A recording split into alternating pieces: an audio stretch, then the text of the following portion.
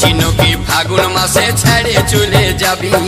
আর কি কবু পাবো কাছে আর কি আমার হবি পেটে খিদা মুখে লাজ ভালো জিনিস লয় খিদা পারে মুখ ফাড়ে খুঁজে নিতে হয় আজ পাবো কাল পাবো বলে গো আমি থাকলি আশা করে আজ পাবো কাল পাবো বলে গো আমি থাকলি আশা করে আজকে দিতেই হবে আজকে দিতেই হবে